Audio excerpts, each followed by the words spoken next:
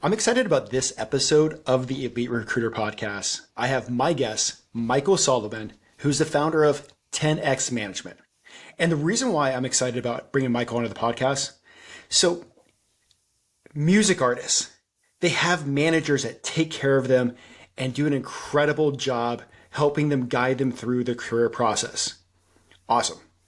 On the recruiting side, we mostly think of recruiting as just like contract recruiting or direct placement. Michael and his team have taken things to the absolute next level in terms of customer service, in terms of growth, and helping their clients win by taking the music industry's talent management thought process, what they did over there, and they have taken it over to the tech world. And on top of that, he actually wrote a book called Game Changer, How to Be 10X in the Talent Economy. I read it shortly after it came out, and I absolutely loved it. I highly recommend picking up the book, and you'll enjoy it as much as I did. So, Michael, welcome to the podcast. Thanks so much. I think I should probably leave now because I'm just going to ruin everybody's impression that you just gave. So, well, I'd like to get started. And the question is like how you got started in the recruiting space, but I want to backtrack that a little bit and how you got started in the music space and how that turned into recruiting. oh boy, that's going way back. So when I was in college, I started dating somebody whose parent was in the music industry, who at the time and for 40 some odd years co-managed Bruce Springsteen. So I got to go on the road with Bruce and I got to see the music industry from the most incredible vantage point, seeing a true 10Xer, both Bruce and all of the people around him on that team. And that was sort of my beginning to this. And after seeing the artist manager relationship, I wanted that, so that we set out and started an artist management company that is now, I think, 28 years old. Our biggest, most notable success would be John Mayer. We currently work and have worked with for a decade Vanessa Carlton and William Fitzsimmons and Cherry Pop and Daddies, to name just a few. And when the music industry was disrupted in the early 2000s, we got a little nervous. We didn't stop doing that since we still do it, but we thought maybe we need to do something else. And lo and behold, the idea came around of who are the new rock stars. And it's high-level freelance tech talent that really was both not interested and in some cases not good at the business side. And when we went out to do this, we got a very positive reaction.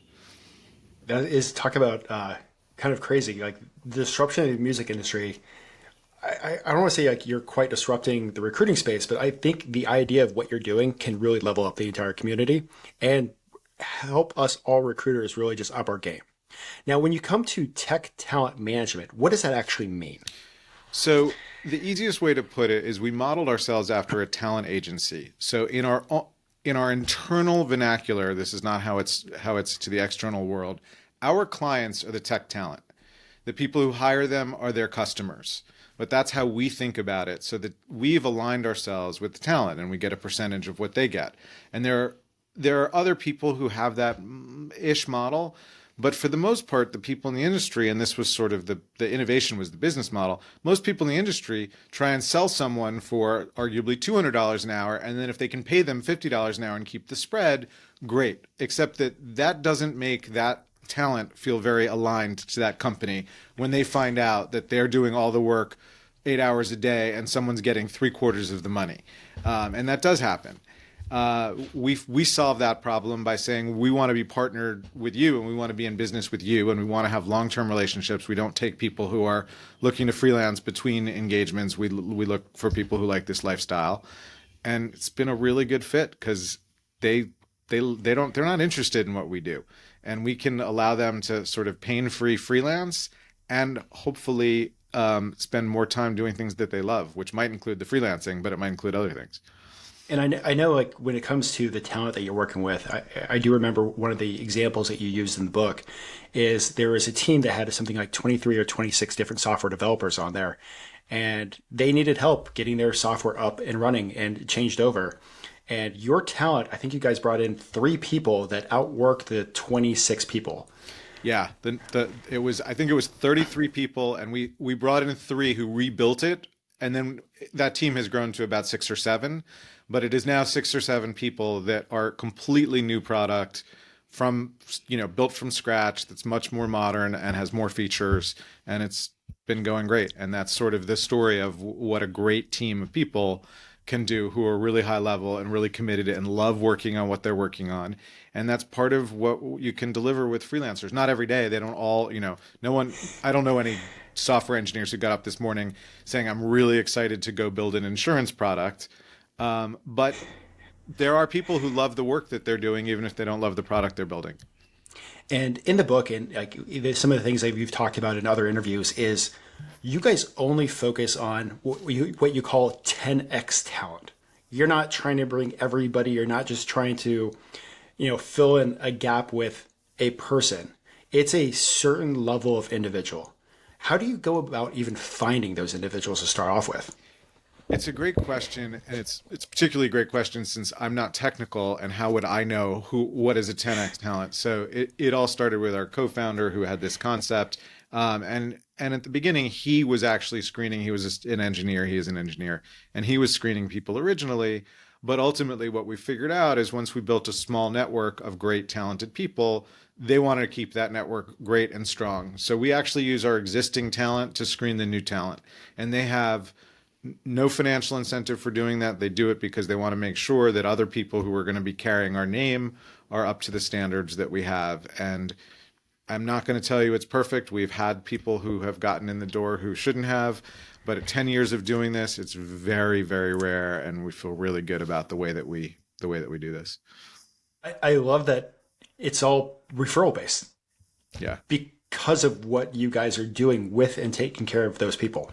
Yeah. And I think the other piece of this was because our business model flipped things around. As soon as we set up shop, talent came running. I mean, we have a waiting list of talent that I haven't even looked at it. It's in the thousands of people who would like to be represented by us because they understand that when we're partnered, like we're partnered, we don't have an ulterior motive. And that's really nice.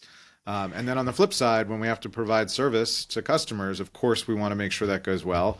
And we try and use just as much skill and expertise to make sure those engagements are good. And most importantly, not all engagements are going to be good, that when something's going to go wrong, that you see it far out ahead, when you can course correct and adjust and figure out how to solve problems. Do you run into the challenges of some of your clients thinking that they're dealing with a typical recruiting firm versus a talent management firm? Yes. There's a lot of, sometimes we get companies saying we don't work with agencies. And it's like, I understand when you work with us and you sign a contract, you're signing it with the person who's doing the work. We're in the middle helping facilitate the transaction, but you're not signing it with us. And I think that there are a lot of people who don't understand the nuance. People are very quick to be like, oh, you're staffing. Yes, but that's not the business model. Awesome.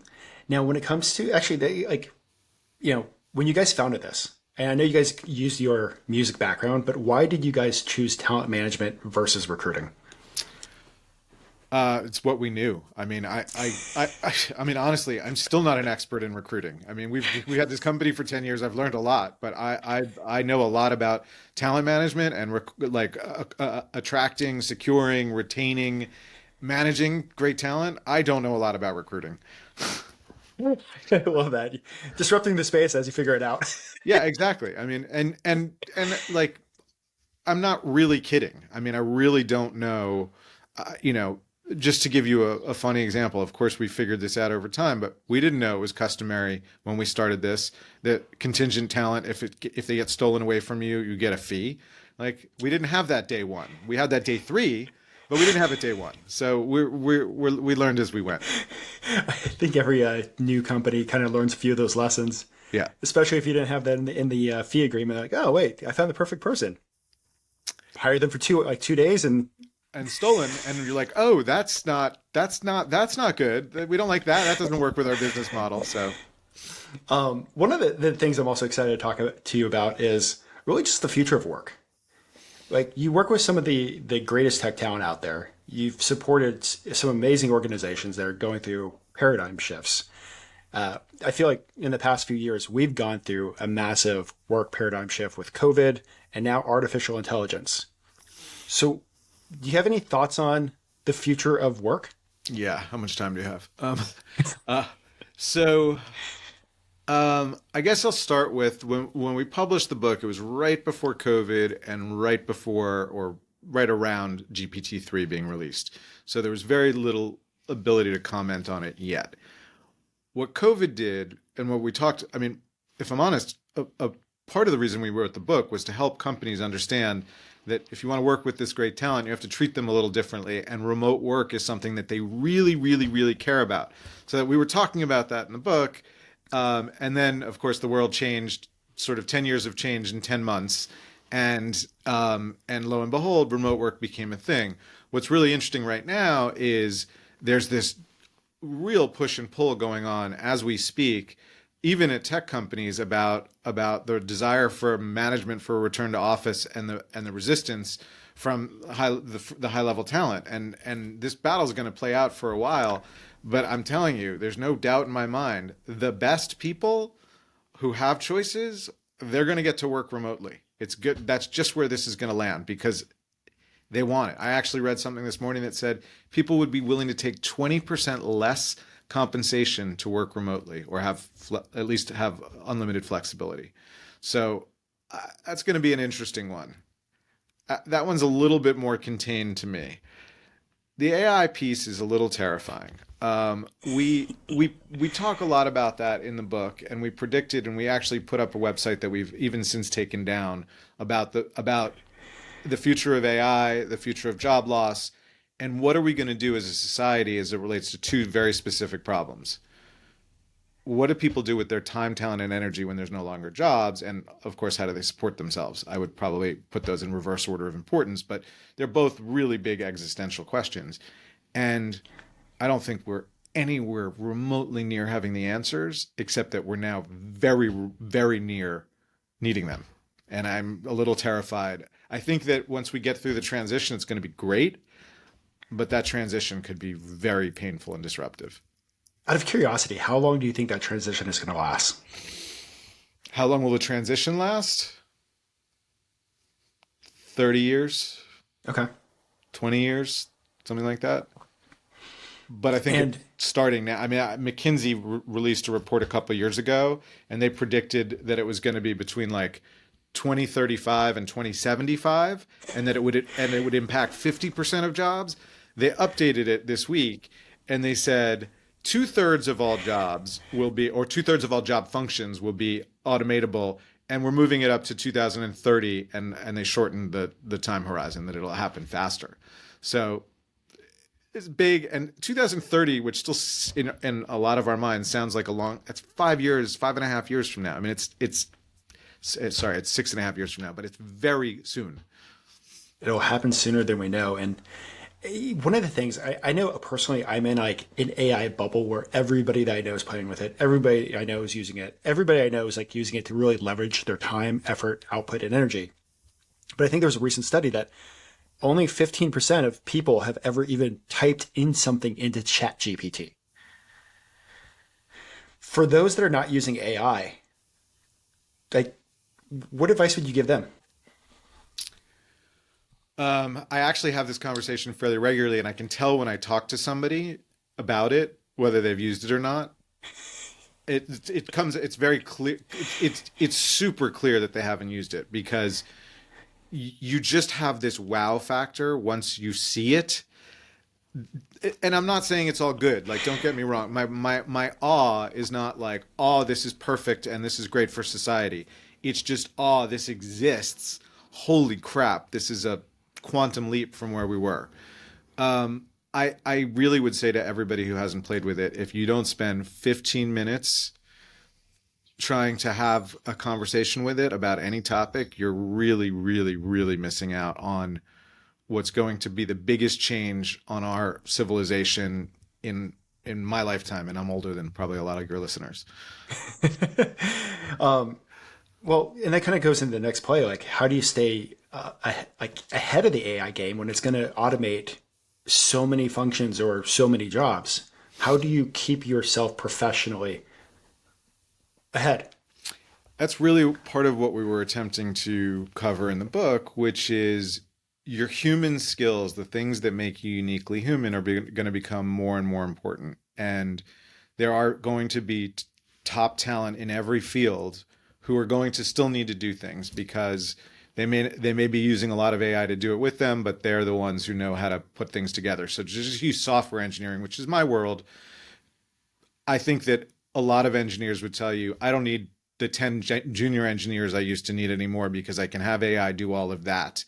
And I still need one senior engineer to help me put it all together and make sure it's working the way it's supposed to.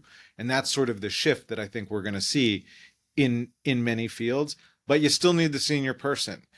And somebody still needs to manage and hire that senior person and attract them and retain them. And that is one of the places where I feel, and this is really what the book speaks to and how it relates to the people who listen to this show, is these are the skills of how you're going to need to be excellent at managing excellent people and attracting excellent people. And what is it? It's not just the skills, but what do they care about? In order to be able to get someone to come join your company or even come interview at your company, let alone take a job and stay, you kind of need to know what makes them tick. And because we've had this really unique perspective of working with talent across so many different fields, from musicians to music writers and producers, entrepreneurs, software engineers, directors, we've really the only thing we really haven't done at all is athletes. But seeing what top talent really cares about, there's a through line. And that's really easy once you understand it to sort of speak their language and give them what they need. And I think that when you're someone who can work that way with the best of the best, you're going to be in demand. So that kind of flips into my next question, to kind of talking about how do you become how do you become a 10Xer? And I know in the book you talked about being a 2Xer, a 5Xer, and a 10Xer, but what does it take to become a 10Xer, and how do you become one if you are not one yet? So there are people who are just better at whatever it is. There's some talent agent there's probably many talent agents who are so much better than I am at what I do. But the first thing is having the humility and saying, I have room to grow, I have room to get better. So I think that one of the qualities of 10Xers is that they're humble and they have humility, and they're willing to look at what are their strengths and weaknesses with curiosity rather than fear. And then they can go attack that and continue to improve. Because the only thing we know about the future of work is that we don't know what the future of work is going to be, and that you're going to need to keep changing. Like, I'm giving you predictions. I don't know. Nobody knows. But I'm giving you my best thoughts. But we do know that you're going to have to keep growing and adapting. And that is the way that you're a 10Xer is you're always learning, you're always growing, you're always looking for the feedback. How many people do you work with? How many of the people who are listening are really comfortable being like, no, give it to me straight. How could I have done that better? All the time, like in everything you do, being open to, how did I mess that up? Like what would have gotten me a better outcome? When you go through your whole experience that way, you're just in a continuous cycle of improvement. So if you're not a 10Xer to begin with, that's one of the ways to keep getting there. And I think that the tech talent that I work with completely exhibit that. And I know that's one of the things that you guys kind of also look for, right? When it comes to Yes. actually hiring the tech talent. And I was really amazed by some of the examples that you have, that you guys have actually gotten rid of people if they weren't open to, I don't want to say criticism, but open to change and open to like advice. Yes. We talk about something called the sabotage impulse. And the idea here is there are people for whom that feedback that we just talked about is so, I'm going to get into the psychology for a second, but is so counter to what their ego and what their psyche needs that they avoid it at all costs. And if they encounter it, their way of dealing with it is to deflect it and blame others. And sometimes, at extremes, they'll lie about it. But even we call them blame throwers. It's never their responsibility. And if you're in the room, you just don't know when it's going to be like, well, he got me, this thing. And those are the people for whom you can't, there's no managing them to be better because they're not willing to accept that there's room to be better. And so we talk a lot about the need when you encounter somebody like that you have to get rid of them, and you have to do it quickly, because beyond their own performance, which is usually not great, they can really ruin a culture. People feel like they have to duck and cover when someone's around, especially for things they didn't do, and they're getting away with it. Not good for your culture. No, absolutely not. So, and that kind of goes into the next question I have. As a company, and as like definitely coming from you as a founder, how do you create an environment for it to become a 10x company? It's really about the same idea of being open and curious and saying, all right, we have a way of doing things. Are there any, what could we do to make it better? What would be better? What would be better for the people we serve? What would be better for us? What would, in our case, we have a two-sided, we're not a marketplace, but we have two stakeholders. We have three, if you include us. We have ourselves, we have the clients, the talent, and then we have the customers who hire them. And we look at all of those and say, how can it be better? Like, what can we do to make it better? And it's that continuous cycle of improvement with a real openness and curiosity and no fear that allows you to advance that. But that also means, as a manager, helping your, or as a leader, helping your team see what are the things that are getting in their way. Sometimes that's helping seeing somebody there on the wrong career path. Like if somebody's in the wrong, like if somebody's just in the wrong job, like helping them find their way to the right job is the first step. So I think it's really looking around. But during the pandemic, we started doing meditation on Zoom a couple times a week. We started doing much more frequent check-ins with people to make sure they were okay. It's really important to sort of remember that humans are machines, and if you don't service all the parts of the human machine, you're not going to get a good result. So one of the things that we encourage in the book is you shouldn't get into people's personal lives, but you have to be aware of them and you have to have consideration. Somebody's moving or going through a divorce or having a problem with a child or whatever it is.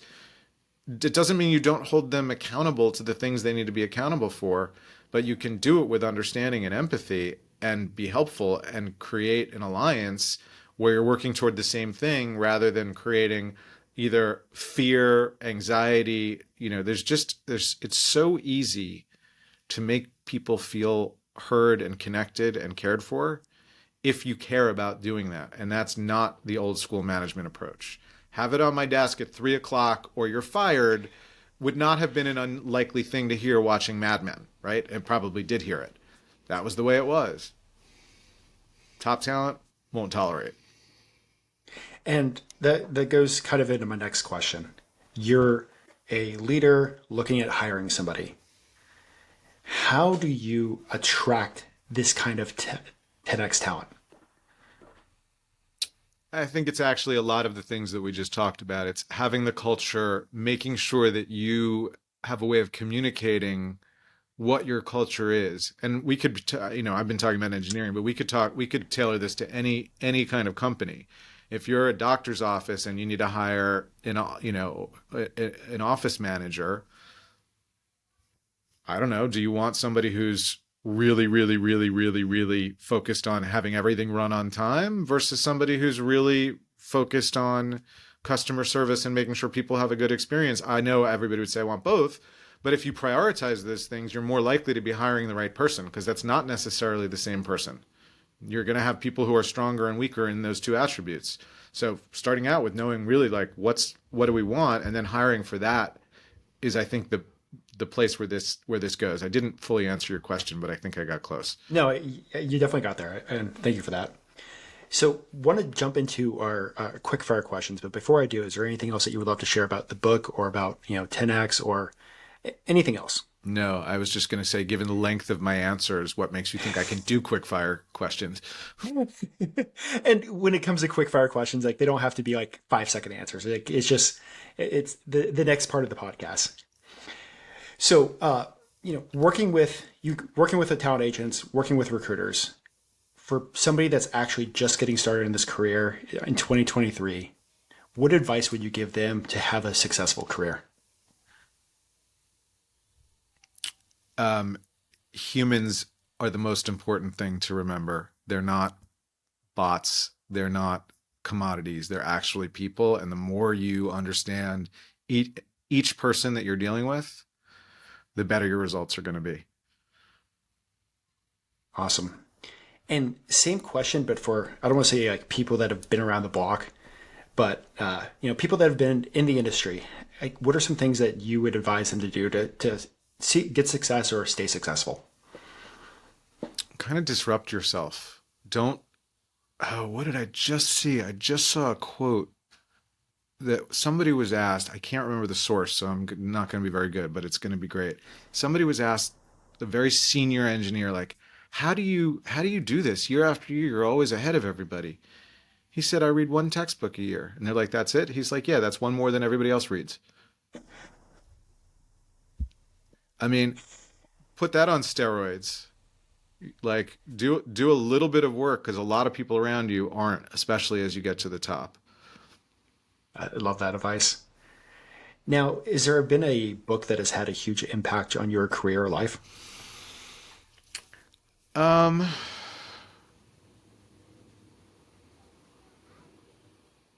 Daniel Lubetsky's book about being kind really, I mean, I got to interview him for our book, so this is sort of like I'm not going that far from home, but um, he started Kind Snacks, which are the clear kind things that you see all over the place, and he's since sold the business. But um, he really had a point of view about the kind of company he wanted to build, and having gone there a couple times and just sort of been in the office and seen the culture and the experience, it was intentional, and he stuck to it and he did it, and it's really, and it's not about, people think when you talk about kindness that there's some part of this that excludes holding people accountable, or that you can't be tough and be kind. And I think people have to understand that those two things can really coexist well. I love that, and that's a really good point. That I know most people don't think about. You think about kind, like just being like a, hey, give them a nice compliment, but are you giving them a compliment and they're not getting anything done? Right. If I had spinach in my teeth right now, it wouldn't make me feel good when you told me that I had spinach in my teeth. It like that wouldn't be nice because it would make me feel bad, but it would be kind because I wouldn't keep walking around with it that day.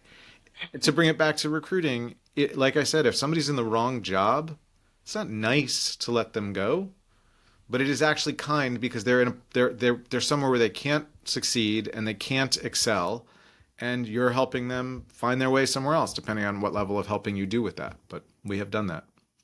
Awesome. Now, when it comes to actually the future of recruiting and the future of talent management, what are your thoughts on that? Where's recruiting and talent management going? AI is going to play a huge role. I think that right now we have humans who go out and search LinkedIn and databases for people based on a very specific set of criteria, and humans are sometimes not great at that. One of the reasons that I have always not used the term recruiter or even corrected people when they use that with us is the talent that we represent has such a bad impression of recruiters because they have been treated like cattle, and like a numbers game. So what I mean by that is, if somebody had in their LinkedIn profile, I'm a Ruby expert with 9 years of experience, da, da, da, da, and one day I played with React for 10 minutes and thought it was cool. They're getting a recruiter who's reaching out to them being like, I think you're an expert at React. How would you like this? And that is something that AI should be able to actually really parse in a better way that humans can. And then hopefully with the AI being able to refine the list, so we take some of that searching, we make it even better. Hopefully the humans can actually use their time to reach out to that person and say, I saw that you loved running when you were in college. We're building a running app. That's why we thought it would be interesting for you. I mean, whatever it is, but making connections to things that matter versus connections to things that are incorrect. And it's one of the things, like seeing some of the tools coming out, seeing some of the conversations, and almost every single guest on this podcast talks about relatability, connections, relationships, and how AI can actually speed things up rather than like what you said. Like I think today I got 3 emails from recruiters like hitting me up for just a one word that I had in my LinkedIn profile, and I'm like, I'm not that person. Exactly. That's exactly what I'm talking about. Or the recruiters who say, I'm looking for 17 years of Ruby on Rails experience, and Ruby on Rails has only been around for 15 years. Like, those are the things that just don't go well when you're trying to get somebody's attention. Well, flipping gears, is there something that you feel has had a major impact on your own personal success? Yes, I am one of those people that are often called a seeker, and I am constantly. I mean, we're talking about lifelong learning. I'm constantly looking at ways to improve myself.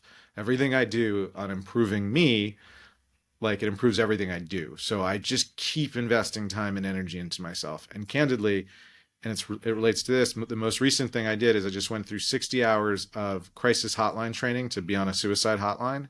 You want to know how to talk to people in a way where you can actually get them to really lean in? Do this training. Like, I mean, do the work also, but do like it's unbelievable how much I've learned from other fields about how to be in business and how to be a human that can relate to other humans. And I'm still working at it and far from where I want to be, but Well, okay, so you just went through a 60-hour training on for to be part of a crisis hotline. You're volunteering your time to be part of a crisis hotline. On top of that, you own a company and you work with a ton of talent. How are you fitting that in? this is sort of a whole management conversation. We actually have two companies. I've co-founded three nonprofits that I still sit on the board of two of, and I'm still involved with all of them. And I'm doing the thing I just told you, and I'm also doing something with returning citizens coming out of being incarcerated and an entrepreneurial program. And I do a thing with a food bank. And I'm not saying that to be braggy. That was not my intention. I get charge out of doing things that are of service to other people and help. So I've built a lot of that into my life. But the only reason I can do that is because of all of that investment into how do I make systems to make things easy? How do I manage people so I can delegate things that I don't have to do? And despite all of the things you just heard, try and reach me. You will not have a hard time. I have plenty of time. I mean, I know that I'm not being braggy. I just like I made it all really easy for myself, and I put a lot of energy into doing that. And I'll just say to invite for the podcast, I was actually surprised how quick of a response that you guys sent, and you guys even apologized on how long it took. I was That is fun. I think it was 6 hours or something like that, or maybe it was overnight. I don't know what it was, but it was longer than my usual response time. And the um, reason, just so you know, was because my partner Rashawn and I were discussing who was going to deal with it because there was that was the back and forth. well, and they kind of like talking about all the different things that you're doing. I think, and I don't know how to really ask the question to get to where I'm going, but I think that's like leaders, recruiters, even your own personal stuff. You should be doing stuff. I want to say like outside the box. You see where I'm going? Like, what Yeah. advice would you give to like find that kind of thing that just turns you on? Um, there's a couple of things online that help with sort of figuring out what are your values and what do you care most about. But I think for the most part, most people know what tugs on their personal heartstrings most, whether, for some people it's animals, some people it's homeless, some people it's veterans, and that all has to do with backgrounds and history. But if you don't know, go figure it out. And if you do, I don't know. I think I get more out of it than other people do, but I have had a lot of joy from doing those things, and it fills my cup. Like I have energy because of that, and I hope other people will try it. But I'll tell you, number one, the last person I hired to my company, I met at a volunteer opportunity and was instantly sure that she was the perfect hire. Like it was just so clear. Part of it was because she was at a volunteer opportunity that I like that. Um, and these trainings, everything I'm doing, it's just adding to my professional life, especially this crisis training. Awesome. Now, with everything that you've gone through, all the experiences, the learning opportunities, the challenges, the ups and the downs, if you can go back to the very beginning of your career, sit down and give yourself advice, what kind of advice would you give yourself?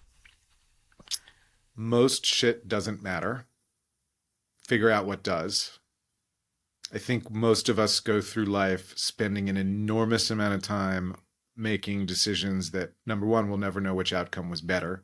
and number two really don't matter. And when I think about the early days of our business, my partner and I, who have been friends since third grade, argued over so many things that didn't matter. And it wasn't about whether we were arguing. It was just that they didn't matter. Like, it just didn't make a difference.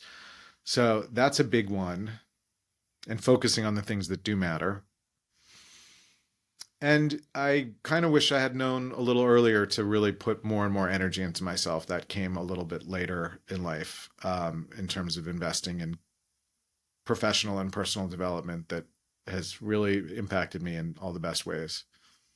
And then there's another side of it, sorry, which is ignorance is bliss. If you're not somebody who's like seeking, don't go look too much, because once you see things, you can't unsee them. Now, you just mentioned that you weren't really doing a lot of like personal development, but then you all of a sudden started doing. Was there like a shift, or was there something that happened that really shifted that into gear? Um, I probably was doing it not as much, like not as robustly. I think part of what happened was I started seeing results from it, and that sort of fed it. And so once it was a little bit of a snowball, and now I'm realizing like maybe I need to like slow down. I I've noticed very recently that there are certain like life hacker articles that I open up about like cheats, and I'm like, you really have read all of these. Just like be a little more selective. I absolutely love that. Well, Michael, before I let you go, is there anything else that you'd love to share with the listeners? No, this was a really fun conversation. I'm, totally available if people have questions or if there's intersections of what they do and what we do. Email is better than LinkedIn for me. I'm a little slow on LinkedIn, which I know is pretty bad. But as I said, I don't consider myself a recruiter. So, but I would love to talk to people and learn about what they're doing. And I really enjoyed being here. Awesome. Well, Michael, thank you so much. For the listeners, I'll have actually the book in the show notes. You can definitely check it out. And Michael, once again, thank you for coming on the podcast. Like I said, when we first started, I read the book, and it just like, I don't want to say like shifted my mind, but it really took me to thinking about how to be a higher level recruiter, just based on like the way that you guys like took care of your clients. I don't want to say candidates, your clients, and how that impacted so many different organizations and so many different lives and so many different things. So definitely thank you for coming on the podcast. Thank you so much, and thank you for saying that. It was a pleasure. Awesome. And for the listeners, guys, until next time, thank you.